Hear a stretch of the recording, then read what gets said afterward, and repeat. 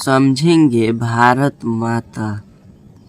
लेखक परिचय। प्रकृति के सुकुमार कवि सुमित्रा नंदन पंत का जन्म उत्तरांचल प्रदेश के अल्मोड़ा मंडलांतर्गत प्रकृति के सौंदर्य से संपन्न स्थल कौसानी में सन 1900 में हुआ था।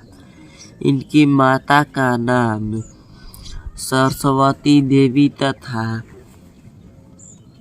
पिता का नाम गंगादत्त पंत था। इनकी माता का निधन पंत जी के जन्म के 6 घंटे बाद ही हो गया। इसलिए इनका लालन पालन प्रकृति की गोद में हुआ। इन्होंने प्राथमिक शिक्षा गांव में तथा माध्यमिक शिक्षा बनारस में पाई। इन्होंने कुछ दिनों तक कलाकाकर जिले में रहने के बाद अपना सारा जीवन इलाहाबाद में बताया। इस महान प्राकृतिक प्रेम कवि का निधन 1977 ईस्वी में हुआ। इनकी प्रमुख काव्य रचनाएं हैं उच्छ्वास, पल्लव, वीणा, ग्रांथि, गुंजन, युगांत, युगवाणी, ग्राम्य, स्वर्णधूलि, स्वर्णकिरण, युगपथ, चिंदबरा तथा लोकायतन। इन्होंने नाटक, आलोचना, कहानी, उपन्यास, विधाओं पर भी अपनी अद्भुत प्रतिभा का परिचय दिया। पंत जी छायावादी कवियों में प्रधान थे। इनका आरंभिक काव्य प्राकृतिक एवं सौंदर्य प्रेम की संवेदनशील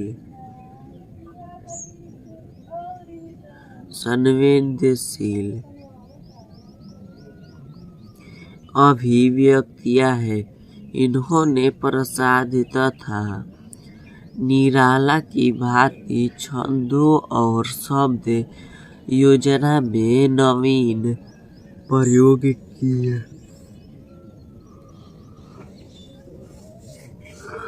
युग बोध के अनुसार अपनी काव्य भूमि का विस्तार करते रहना इनकी काव्य चेतना की विशेषता थी।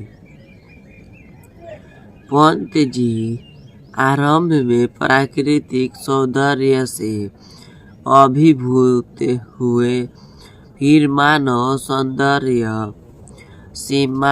सौंदर्य ने इन्हें समाजवाद की ओर आकर्षित किया।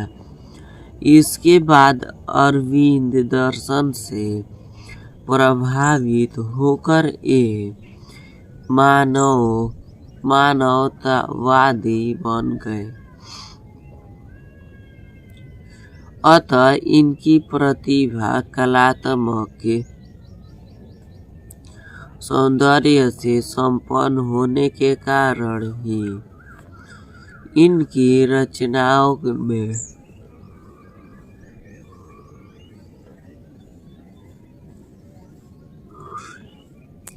विलक्षण मधुरता एवं सौष्ठव मिलता है। पंत जी मानव इतिहास के नित्य विकास में विश्वास करते हैं। वे आशावादिता एवं संकीर्णता के घोर विरोधी है। पंत जी के छिंदवाड़ा पर भारतीय ज्ञानपीठ पुरस्कार से सम्मानित किया गया। प्रस्तुत कविता भारत माता पंत जी की कविताओं के संग्रह ग्राम्य से संकलित है। यह कविता आधुनिक हिंदी की उत्कृष्ट प्रगीतों में से एक है। अतीत के गरिमा गान द्वारा भारत का जो चित्र खींचा गया था ऐतिहासिक दृष्टि से जैसा भी रहा हो, वर्तमान परिवेश को देखते हुए सच प्रतीत नहीं होता। धन दौलत, शिक्षा, सांस्कृतिक जीवन शैली आदि दृष्टियों से धुंधला और मटमैला दिखाई पड़ता।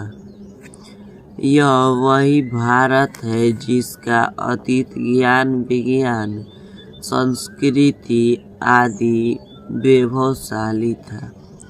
उसी भारत का यथातथ्य चित्र प्रस्तुत कविता में चित्रित है। कवि पंत जी भारतीय ग्रामीणों की दुर्दशा का चित्र प्रस्तुत करते हुए कहते हैं कि भारत की आत्मा गांवों में निवास करती है, जहां खेत सदा हरे भरे रहते हैं, किंतु वहां के निवासी शोषण की चक्की में पीसकर खलाते दिखाई पड़ते हैं। गंगा यमुना के जल उनकी व्यथा के प्रतीक है। भोले भोले किसान अपनी दयनीय दशा के कारण अपने दुर्भाग्य पर आंसू बहा रहे हैं और उदास प्रत्युष पदांश कविवर सुमित्रानंदन पंत द्वारा लिखित प्रगीत काव्य ग्राम्य से संकलित है। इसमें कवि ने गांव में निवास करने वाले भोले भोले किसानों, मजदूरों की दयनीय दशा का चित्र प्रस्तुत किया है। कवि का कहना है कि जिन्हें भारत की आत्मा कहा गया है, जिनके खेत सदा शस्य श्यामला रहते हैं, आज वे हीन तथा उदास अपनी दुर्दशा का रोना क्यों रो रहे हैं। दिन भर खेतों में काम करने वाले अन्नदाता दुखी क्यों हैं। इन प्रश्नों के माध्यम से कवि ने यह स्पष्ट करने का प्रयास किया है कि जिस देश के गांवों की संपन्नता, सभ्यता, सांस्कृतिक आदि ऐतिहासिक के पन्नों पर संरक्षणों में अंकित है, आज हर दृष्टि में पिछड़ा एवं उदास है। अतः कवि के कहने का तात्पर्य है कि जमींदारों के शोषण के कारण ग्रामीण किसानों की दशा अति करुणाजनक है।